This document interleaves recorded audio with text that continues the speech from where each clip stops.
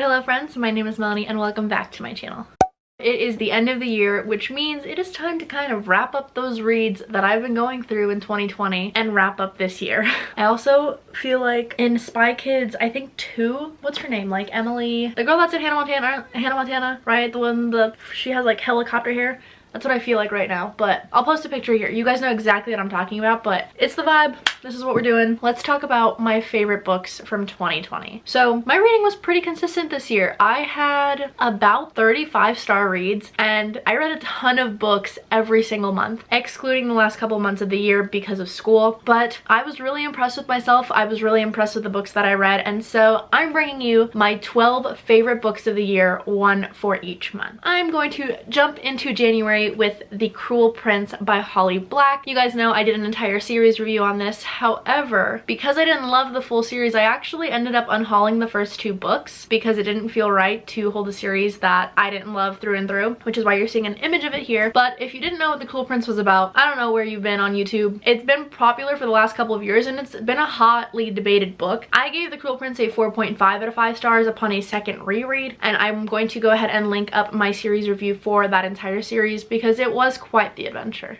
Moving into the month of February, I took a Tolkien class, and so for the month of February, I'm going to give it to The Hobbit by J.R.R. Tolkien.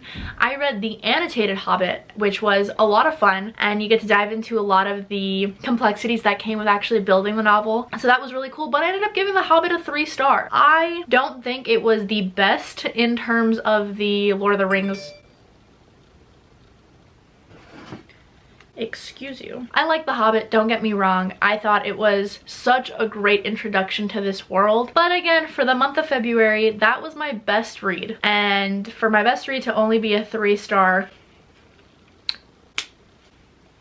moving into the month of March, keeping it on theme with the Lord of the Rings series, I'm giving it to The Fellowship of the Ring by J.R.R. Tolkien, which I gave a 4 out of 5 stars. I think this was like the perfect amalgamation of the entire story. I love this class, and I love that this was kind of one of our concluding reads. We had a few short stories that came up after this, but I had so much fun with this class, with exploring this world and really understanding the complexities of Tolkien's mind when he was creating this intense fantasy. Like, I had so much fun with this book, and I had so much fun getting to learn more about it. At the end of the day though, there was something that was still kind of missing for me, but I think it was just the length of the book. I don't question the fact that it is an incredible series, but having read it for the first time this year and having gone through all 4 books, it was a bit of burnout, I think, on my end, which is totally fine. I still see the value in these novels and I still adore them. Moving into April, I actually had a lot of really great reads in April, and I was kind of debating who to give this to, so I'm gonna kind of talk about both books. The first being Nevernight by Jake Kristoff. This is a book series, unfortunately, that I have unhauled, and that's because, spoiler alert for my worst books of 2020, God's Grave just wasn't it. I didn't see the point in keeping Nevernight if I didn't like God's Grave, and I DNF'd that series, so that was, I think, like the only issue. Like, it leaves such a sour taste in my mouth, but I absolutely adored Nevernight. But to kind of give it to a far more positive outlook, A Curse So Dark and Lonely was a 5-star read. This is by Bridget Kemmerer. It is a Beauty and the Beast retelling, which is, I think, partially why I really enjoyed it. And with that being said, I think A Curse So Dark and Lonely really kind of hit it on the nail with the retelling while giving it a little bit more of a different twist. I think seeing Ren and Harper's relationship develop and seeing how Harper develops as an individual, I think, was really well done and very reflective, I guess, of my Disney classic and Disney favorite. This is one that I was very skeptical of going into. A lot of people did say that I was going to like it, and I'm so happy that I did. It really took me by surprise, and I loved the second book, but I didn't love it as much as the first one, so I'm really excited to see what book 3 is going to be all about. So for the month of May, I read probably what is one of my favorite books of all time, and that is Station 11 by Emily St. John Mandel. If you've been on my channel, you know that I absolutely adore this book. I have an entire book review based on just this one book, an entire reading vlog as well. Myself and Elena absolutely adore this book, and it kind of inspired a buddy read for a very disappointing book that came after this. But Station 11 was a book that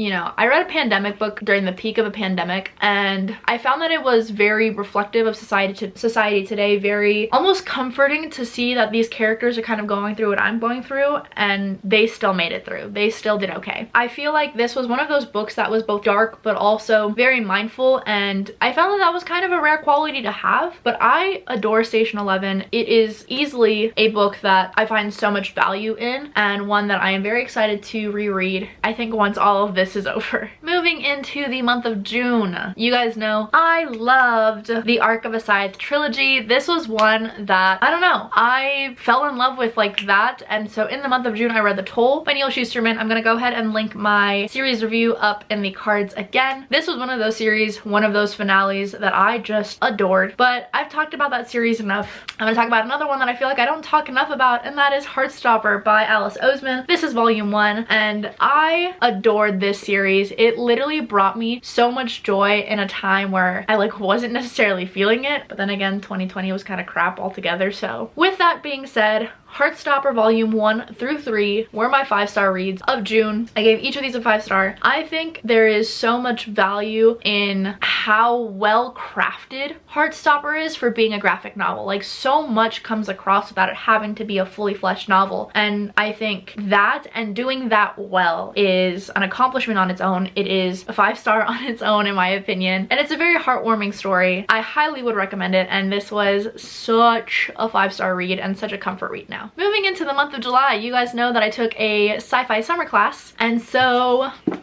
The Martian by Andy Weir had to go into this month. This was a 5 out of 5-star read. I love the movie prior to reading the book, but the book I think ended up being almost better than the film, but both are just so fantastic. Mark Watney is one of my favorite characters that I think I've ever like learned from, read from, seeing the movie adaptation and seeing how Matt Damon's depiction of Mark Watney comes in. Like, I adore this novel. One that I don't talk about enough, which I also read in the month of July, is The Voting Booth by Brandy Colbert. This is a book that I had as an arc that I literally read in 24 hours. I believe I have a reading vlog up somewhere on my channel, which I'll go ahead and link up in the cards and down below. I adored The Voting Booth. It was one of those books that it spans in a 24-hour period, and it leaves such a impactful message at the end of it, and it's all about like finding your purpose, what it means to be, I guess, like a rising adult in society, being 18 plus. And I feel like I don't find too many books that are in this age range, and that was something so refreshing to me. I mean, I'm almost 22, and I got to vote in my first election this past year. I, you know, just was at the cusp for the previous one, and to see that it was just so cool and so well done and so impactful. I think it was one of probably the most powerful books that I've read in terms of it being right next to election season, and if it was up to me as a publisher, I probably would have pushed this a little bit closer towards the election, just because I felt very empowered reading this, and I think anybody reading this would. Well, anybody in America would. Moving into the month of August, I buddy read This Mortal Coil by Emily Savada with 2 friends from Bookstagram, and I loved it. This was like one of the coolest books, but also a slightly triggering book because it deals with the virus. There's a bit of a pandemic situation going on. Yeah, I think This Mortal Coil was one of the coolest sci-fis that I got to read this year, and having buddy read this with Sasha and Lara over on Bookstagram, they're like the cutest best friends ever, and I love them so much. But getting to buddy read this with the 3 of us was just so cool, and it was such an impactful experience, and I'm so mad that I haven't continued with the series.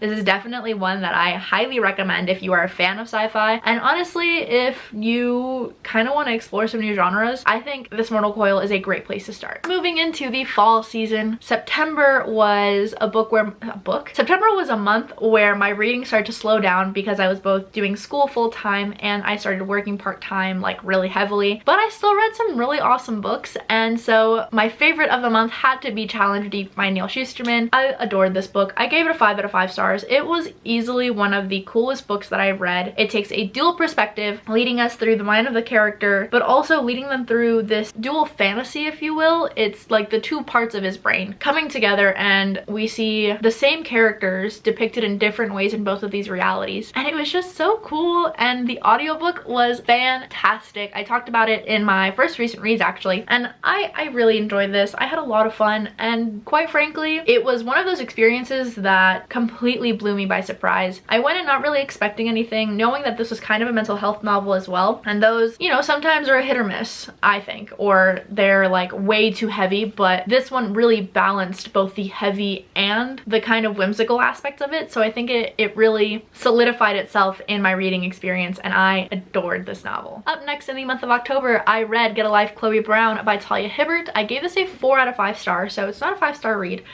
but I had a lot of fun with this. I listened to it over audio, and when I say I had to make sure I had headphones in, this was around the time where I was watching Strawberry, and so I would take her on walks and listen to audiobooks, and let's just say smut in public is quite the adventure.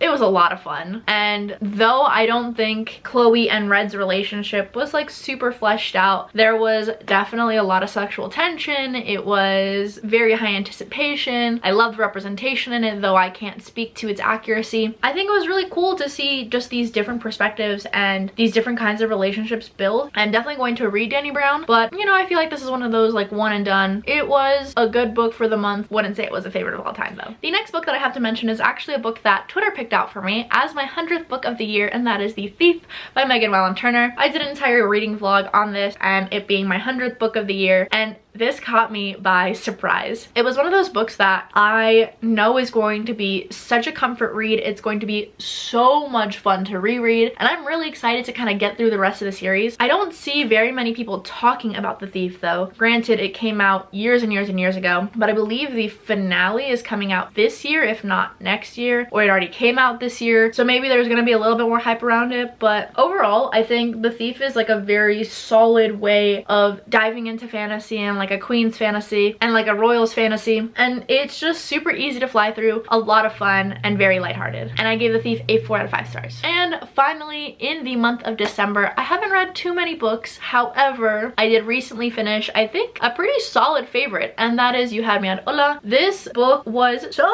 good. Okay, it was one of those things where, again, I went in kind of blind. I knew that this was supposed to be like a telenovela. It was supposed to kind of be reflective of like Jane the Virgin and the book that came, actually, which I own, called Snow Falling. And this was just such a fun and a wholesome book too. I like the fact that it's kind of centered in my realm. It's in the entertainment industry. These are things that I see all the time. These are the kinds of people that I work with all the time. But also seeing, you know, the press, seeing the family, seeing these characters really introspective was extremely powerful. I also loved how you were able to see kind of what a Hispanic family looks like on both the first gen side, but also the immigrant side. I liked seeing how, you know, a lot of things were unconventional, and I think my favorite aspect was being able to see the fact that they were prepping for the show that they're about to film, and then we got to actually see the scenes that they were filming. This book was just so much fun and so cool and so well done, and I am so incredibly glad to have listened to it. I gave it a 4 out of 5 stars. So that is it. Those are some of my favorites for every month in 2020. I hope you guys enjoyed this video. If there are any favorites that I mentioned that are favorites of yours, please let me know in the comments down below. And if you enjoyed this video, make sure to leave a like, comment, and subscribe. And until then, I'll see you soon.